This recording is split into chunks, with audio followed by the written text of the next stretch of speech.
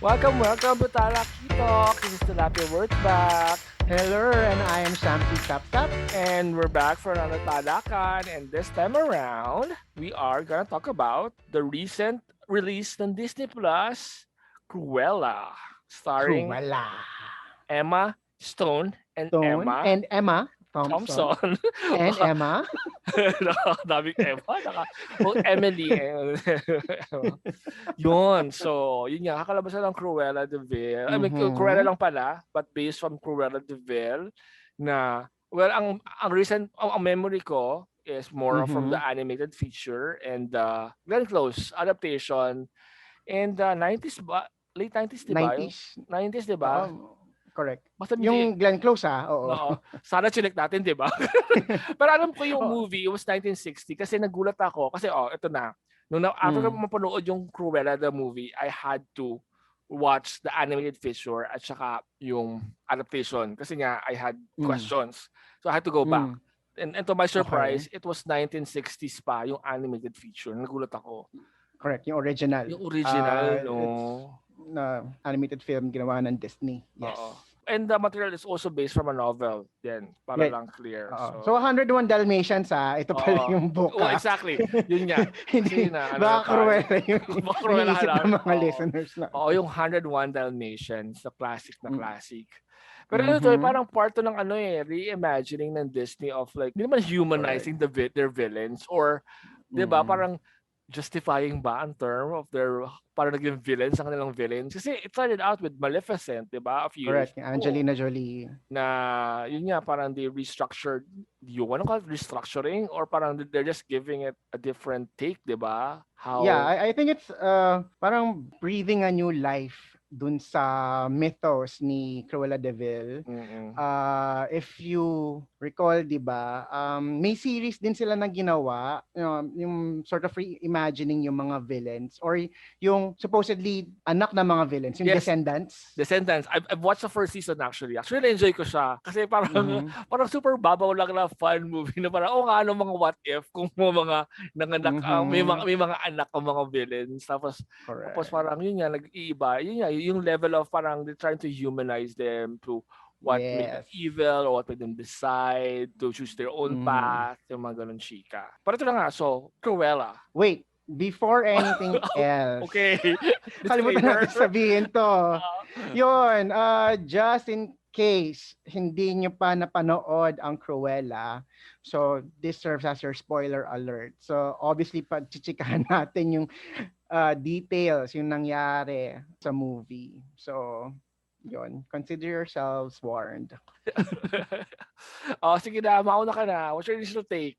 Ayun. So, it's funny that you mentioned earlier kung ano siya, like reimagining siya or humanizing the villain. Kasi, nung pinanood ko to, I was under the impression na ano siya, na parang, ito yung origin story or parang prequel to the iconic character. Kasi, if you, napanood mo naman siguro yung Maleficent, right? Yes. Kasi Mm. at least yung Maleficent, yung kay Angelina Jolie, parang it does tie up naman kay papano, right? Dun Yes. sa story ni Sa Sleeping mundo Beauty, or, ni or, or Aurora, sa mundo ni right? So it's Aurora. to what we know, Yeah. right? So ito kasi, it's slightly deviated from the From Cruella the Devil that material, di ba? from the original material, from the Cruella Devil that we know. Parang, kasi in this case, they reinvented Cruella. In this case, kasi siyang heroine, right? Mm-mm.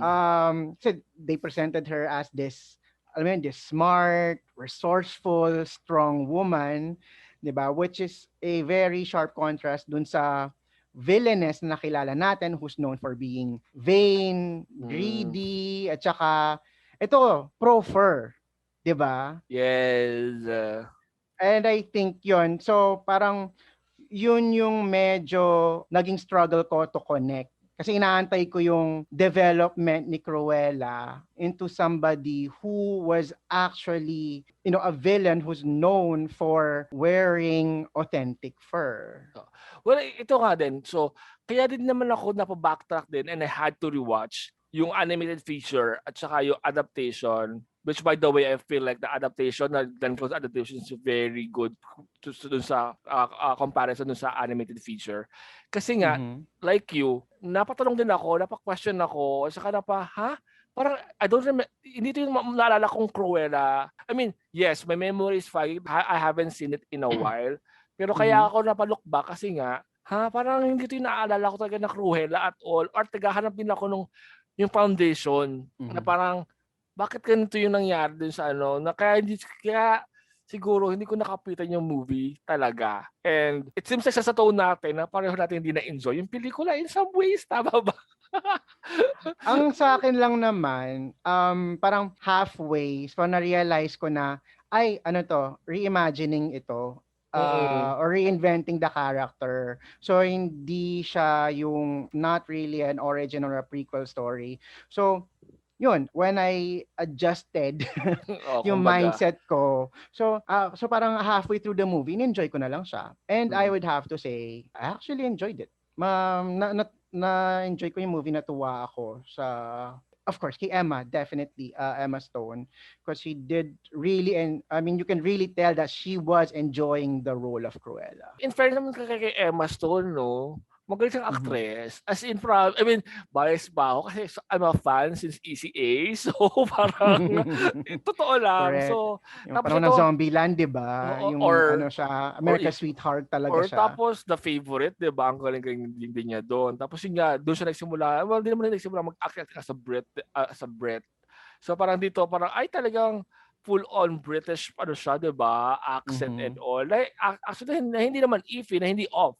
Which is Mhm. kinda a testament sa pagiging magaling na actress niya kumbaga. Mhm. So yun. So ang akin naman, medyo hindi ako gano'n ka fully convinced or na-happy dun sa movie talaga. Kasi nga, I know it's a reimagining, I know na parang ibang take ito. Pero a part of me really wants to connect to the original material. Kasi nga, anong point? Kasi alam mo yun, yun lang, well, siguro, hindi ka, sige, fine, di ang point mo, iibahin mo. Pero kasi, Mhm.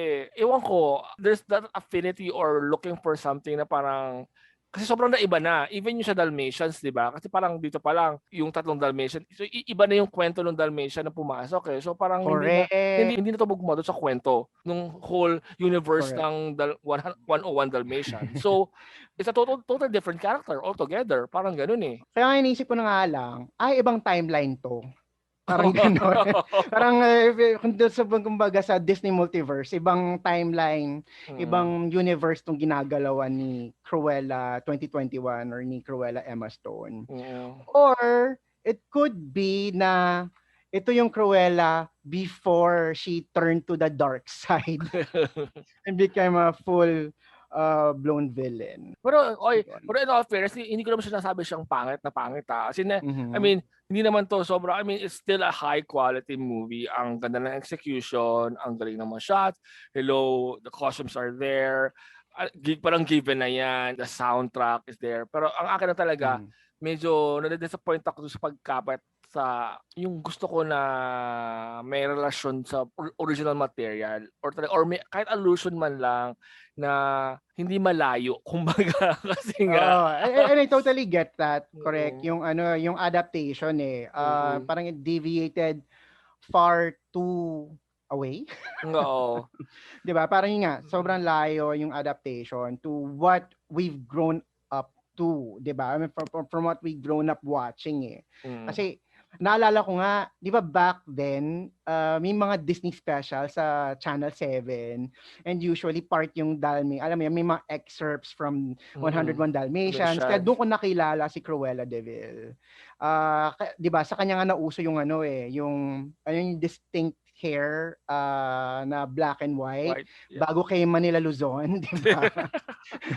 Yung Nauna kay si Cruella sa oo, 101 Dalmatians. okey, Sige, ano, yung mga plus. So, you did mention yung mga shots and yun nga, yung costumes or yung fashion, right? I think a lot of the scenes were, and even yung mga costumes, were very editorial, di ba? I mean, it could have gone straight sa mga, sa pages ng Vogue, oo naman, right? And a lot of it was very Vivienne Westwood, 'di yeah, ba? Yung punk feel. I like the idea na it was set in 70s London, 'di ba? Alongside yung punk rock movement.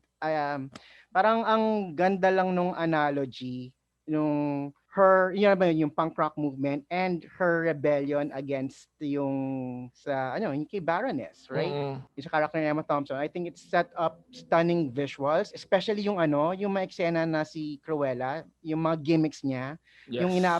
ina-upstage niya si Baroness, right? Mm. Yung I love the campiness. I love the Saka yung contrast kasi yung for correct. example, yung Yung parang refinement, yung oo, yung elegance, yung eloquence yung ni pag-aalta syudad ni ni ano, ni correct, yung pagiging Baroness. alta ni Parang or 'di Baroness, ba tapos parang yung ang pagiging lakas punk, pagiging grunge oo. ni Parang ang lakas yung Cruella. lahat ng ni Baroness parang ang lakas maka-Dior na parang hourglass shape, very constructed. 'Di ba even yung sa ano, atelier niya yung mga yung ginagawa ni Cruella talagang very basic na Correct. gano'n. Oo, yung Pero cinched waistline, 'di ba? oo, gano'n talaga. Tapos yun nga, pero yung contrast na ginawa ng yung mga creations ni Cruella, you're right, super punk rock. Alam mo, even yung garbage bag, ay yung not garbage bag, yung garbage truck. Yun yung Correct. flow Tapos there. yung yung sa Bongga, flowing sa likod niya habang flowing, di ba? ang ano yun, nakasabit Mm. lang siya. Ang taray nun, Oo, in di ba? fairness. Pero siguro, we cannot not have this discussion without commending the costume designer, which is Jenny Bevan. Bevan? Yep, Bevan, correct. na two-time Oscar Mhm. winner naman kasi ang lola mo, 'di ba? Two-time Oscar winner and Yes. a lot of Hats off. nominations. So, Correct. bongga talaga ang lola mo, 'di ba? So 'yun, Correct. I mean ang happy ng mga ano 'no. It almost for me nga na napa-question gets ko naman kasi nga fashion industry pero it Mm. almost upstaged the movie for me kasi parang 'di ba parang mas talaga umangat talaga yung fashion kasi nga yun naman yung material ano masasabi ko ba't ba labo ko pero alam mo pero it almost like took over the movie parang you just wait for all of the ano mga pasabog ni O yun Cruella nga eh, 'di ba? 'di ba You're really looking forward to ano kayang gagawin ulit ni ate mo? Anong mm. pasabog, anong pamamahiya yung gagawin Oo. niya? Ito naman ang question ko. Let's talk Hmm. about the Baroness, Emma Thompson. What do you think about her? Hmm. Kasi medyo on the offense Hmm. ako dito. I love Emma Thompson. I love her Hmm. work. I love her I love I, Professor Trelawney, oo, I Nanny love her McPhee. exactly. I love her sense and sensibility. I even love her for that one scene sa Love Actually, yung nag-emote siya, yung sa kwarto. Tapos kumakanta si Joni Mitchell sa background. Yung umiyak din ako doon nung nalaman niya may other woman ang asawa niya. Si Severus Snape. Yes, exactly. So, pero I felt like na hindi, or kasi ang lakas baka Miranda Priestley ng character na I Mm. know kasi ibang level yung Miranda Priestley. I can't help but compare. Pero ang sa akin kasi hindi ganoon ka menacing enough for me. Ako lang ba yun? Or ewan ko. Well, first of all, obviously, ano, yes, very evident yung Devil Wears Prada feels na movie. Mm-mm. Kasi yung writer, 'di ba? Gumawa ng gumawa sa screenplay ng Devil Wears Prada eh. So definitely makikita mo yung touches doon. Anyway, just for reference, yung writer si Aline Brosh Yeah. McKenna, Yeah. right? Now as for yung treatment ni Emma, I think okay lang siya. For me, it was just right yung subtlety niya, lalo na pag pinapahiya na siya ni Cruella when she's being upstage. Tapos kalma lang si ate, parang NR lang siya, parang alam mo, pero may mga little nuances lang na nakikita ka na parang nagbe-break dun sa icy cold persona niya. Pero I think overall I'm really happy with how she portrayed with Emma Thompson's portrayal of the Baroness. No, I really don't I think that she's not trying to mimic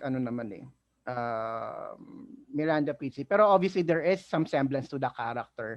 I mean even nga yung plot na si Baroness taking a shine on Cruella tapos parang nagkaroon ng mentor-mentee relationship, 'di It's ba? very Devil Wears Prada. Yun nga eh, yung sobrang obvious yung mga parallelism. So obviously you can't help but compare.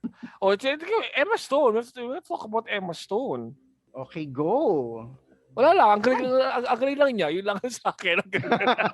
Hindi kasi alam mo, mayroon ako isang favorite scene yung sa fountain no after yung nasa scooter siya noon eh. Tapos yung parang it Mm. almost felt like a monologue, pero ang Correct. galing ng eksenang yun kasi emote na emote Actually, siya. it was a monologue talaga, Oo, 'di ba? 'di ba Parang parang nagmo-monologue siya dun sa correct, fountain oo. tapos paalis Yung siya na-realize ata niya na ano, yung mm, na-realize niya si The Baroness yung pumatay sa mom yung niya mom niya 'di and ba?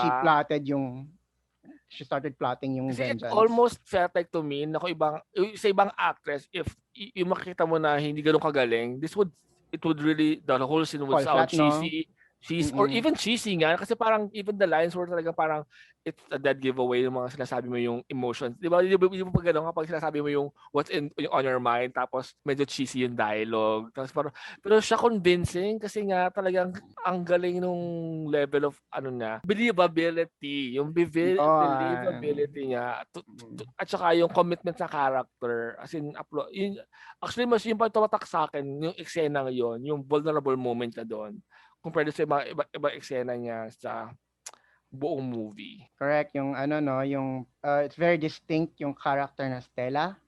At saka sa Tapos 'pag Cruella, nagiging Cruella, which is very reminiscent of ano, parang Harley Quinn na din, parang mm, Joker yung dating, true. right? Almost like may flip nga din ng switch, eh. Pero ako Mm. talaga meron pala akong pet peeve. Kasi pet Hmm, peeve ko rin sa Superman, eh. Yung ano? nagpalit lang siya ng wig, hindi na siya kilala. Yung biglang factor na iba. Though I know fine it's a movie, pero 'di ba lagi may gano'ng emote ang mga tao na nagpalit lang ng wig, naglagay lang ng salamin, hindi na kilala yung tao. Parang akala mo naman nag-transform siya. Kasi kung tutuusin parang nagfi-flip lang siya sa red wig at sa black and hair ano rin, 'di ba? Though From though original Redhead. mm. Actually Though una dina-dye nga niya yung buhok niya, pero ano, afterwards naging napagod na ginala siya. lang siya, 'di ba? Napagod na siya. Mm. Correct. Soundtrack, tutok mo Uh, soundtrack. the music was cool, right? I Mm. think it was they use a lot of big artists for the era. Ito lang, it did feel a bit heavy-handed minsan. Parang ang daming, alam mo, parang ang daming gustong music na Gawin. isama Oo. or na-include sa movie at siniksik lahat. So yun, parang, and then there were times na it felt kind of expected. Lalo na yung ano, yung ginamit nila yung Blondie, yung ano, Mm. yung One Way or Another. Syempre parang pang ilang movie na to na ginamit na yung move, I mean yung Oo, music, na yung 'yun. song na yon, right? I think yung most recent and yung most popular, yung ginamit yan sa Mean Girls eh. Yeah. Yeah. So parang sa akin lang, parang if you're gonna use Blondie, 'di ba? Might as well refrain from using yung mga alam Most mo yun, yung mga mainstream common, songs nila and use yeah. some of their edgier songs. So tal, since we're more on the realms of punk, right? Yeah. So sana and ang alam mo yun, ang laki ng discography ng Blondie. So sana iba na lang ginamit nila. Mm. Pero other than that, I really love yung music ni ano, syempre yung ginamit nila, yung Queen, David Bowie, Yeah. tsaka ni ano, Nina Simone. Minimis mo. Actually, yun yung nagustuhan ko dun kasi nga, other than the main theme song na ginawa ni Florence and In the Machine, fairness, oo. oo, Other, correct, Florence and the Machine. other than Mm. that, parang lahat, yun nga, tama kayo, parang yung around the era, kung kailan yung ginawa yung ano, I mean yung kung kailan 70s. nakaset yung movie, yun ang Mm. ginamit nilang song. Kaya, na-happy ako doon at yun din naisip ko, parang, oo nga, no, parang hindi lahat, feeling ko naman ginagawa na siya, pero mas ngayon ko na napansin na parang, ano, mas may connection nga sa pelikula kapag if you use that discography or yung music nung panahon na yun para ma-elevate Mm. yung mga eksena. Kaya parang, oo nga. Kasi parang, ang weird nga naman, for example, Cruella, tapos ano, parang British person gagawin mong songs or something or yung parang not of the era, kumbaga. And the other thing that I want to point out, and I remember ito yung unang message ko sa'yo, di ba? Parang ang weird na movie na to. Tapos tinanong kung bakit, said good weird or bad weird. Oo. So yung una, yung initial impression talaga sa akin, parang it's a mixed bag. Alam mo, parang there's just too many elements, too many things going on, na parang wala na siyang balanse. Like, di ba? So, fine, nandun na yung high fashion. Kasi nga, so it's very Devil Wears Prada, right? Especially yung parang Miranda Priestley Andy Sachs na relationship between Cruella at saka si Baroness, right? Yeah. Tapos yung styling, or yung style, yung overall style, yung feel ng movie, may pagka-dark comedy, right? Yeah. Very, parang reminiscent of Tim Burton eh. Yeah. I was getting those feels. At the same time, coming of age din siya kasi 'di ba nag-start yung kwento nung bata siya, right? And then it moved on to yung nga yung parang yun yung naging parang soap opera na siya eh, right? Yung nalaman niya na yung nanay niya si Baroness, so parang may revenge plot, yung tapos It's yung it's poor very versus rich, parang it's very teleserye din 'no, ang correct. dami nga. So ang question now, before we Hmm, end this in a way, is how do you feel now about Cruella and the whole this reimagining of the franchise? 'Cause I mean, I almost felt like it is gonna be a reimagining of the franchise. I'm not sure. Pero mhm, like if we follow the formula of Maleficent, na talagang there's already two movies and it seems like na they're both successful naman in sa mhm, box office.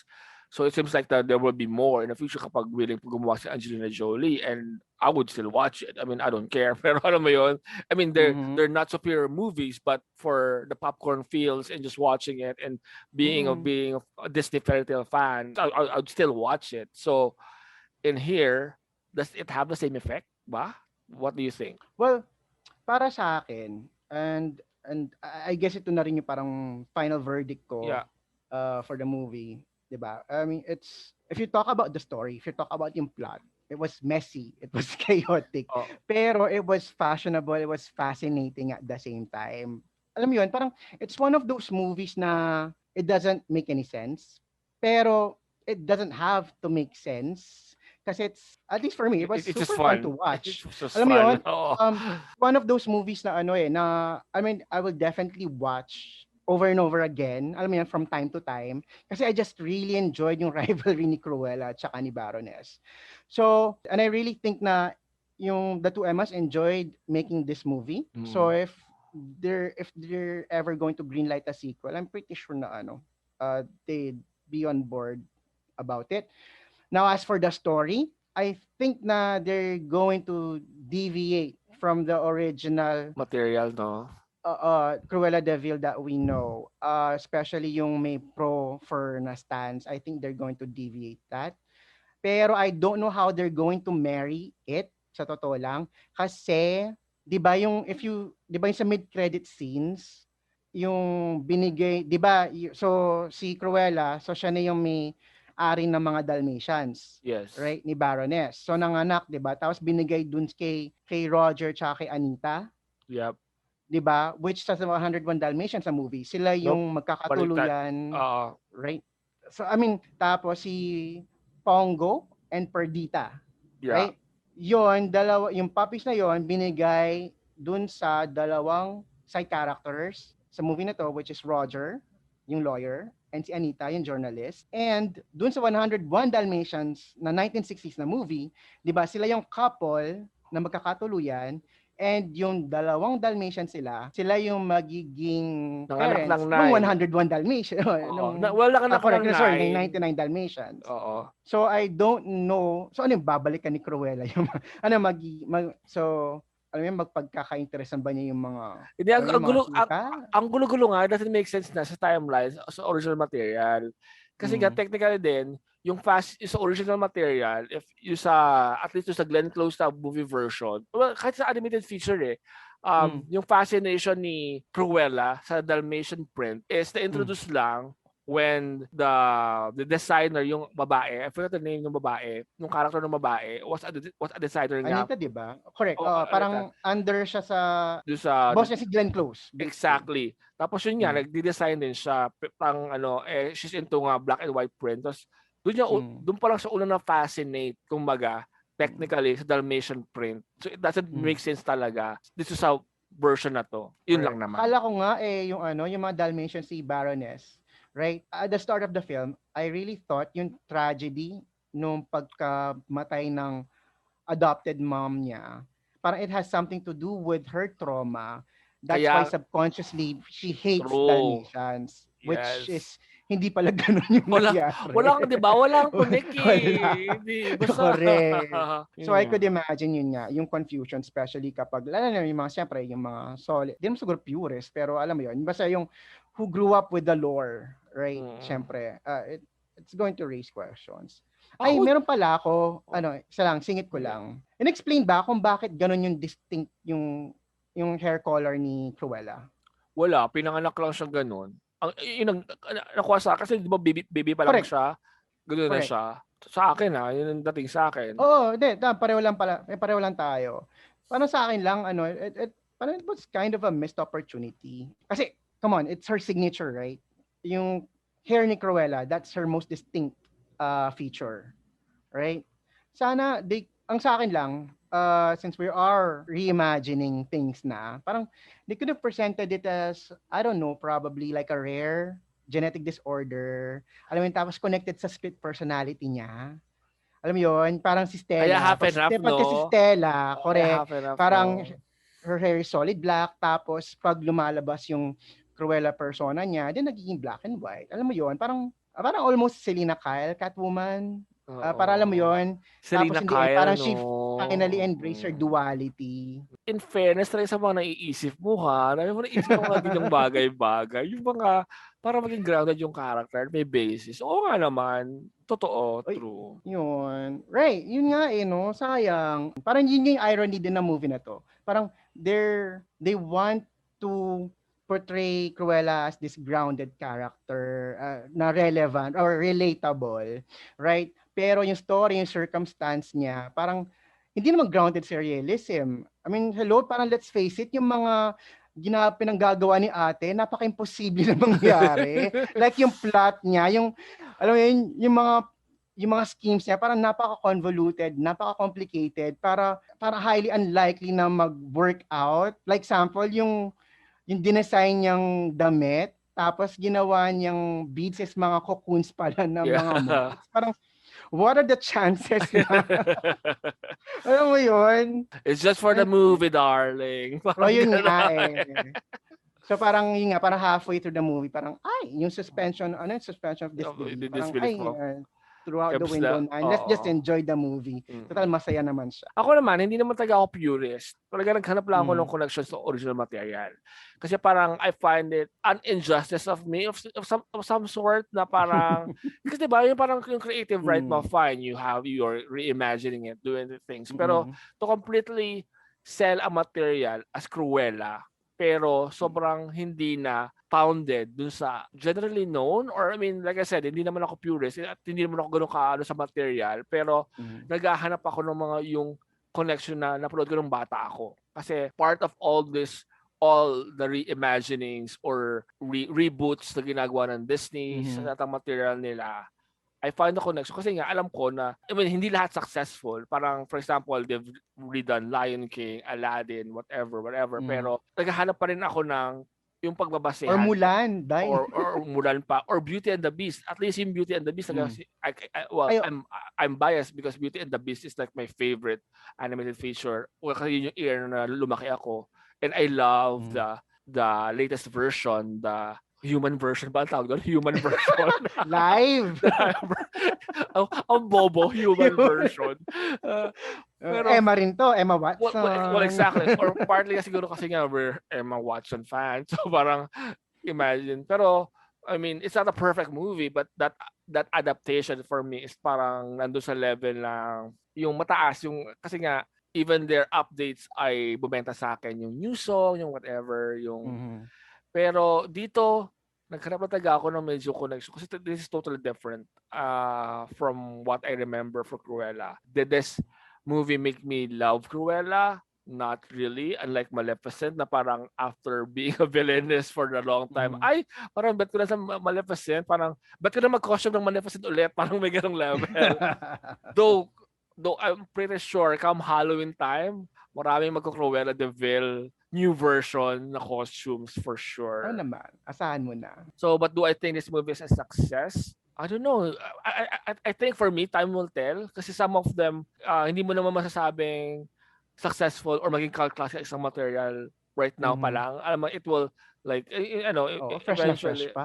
fresh pa. So, we'll see. I may be wrong sa mga koda ko. And I may be right. I felt like na they missed the boat on this one for me.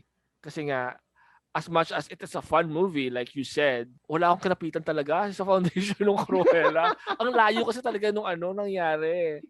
So, but I'm happy for Emma Stone, for sure. And the whole the fashion element of it, kumbaga, yun na akin. Pag ganun eh. Tahimik ka na. Yun na akin. So, ayun, yun ang ating talakan about Cruella. So, obviously, you love it Mhm. for when you actually gave up the reality of disbelief, kumbaga. Grabe. Oo. Ako naman ay so-so lang, maawa rin ako. Mhm. Parang iniisip ko, pahabol pala ako kasi may Hmm. part of Hmm. disappointment bilang bakla na I really wanna love this film. Kasi baklang-bakla ang pelikula. Alam mo yun, may ganung level na parang bilang isang bakla, parang I really wanna love it. Parang gano'n. I mean, over time, I may be wrong. I may watch it again and fell in love with the movie. Pero right now, hindi pa gano'n ako convinced. Maybe kung may sequel, whatever. So yun. Thank you for joining our talakan again. Okay, so if you like our content, please continue to support our channel. You can subscribe and hit the notification bell for new talakan. And don't forget, you also please follow us in our social media accounts on Twitter, Instagram, and now Facebook. And we're also available on Spotify and Apple Podcasts. So this has been Tilapia Words Back. And I'm Shamsi Sapsap. Bye! Bye!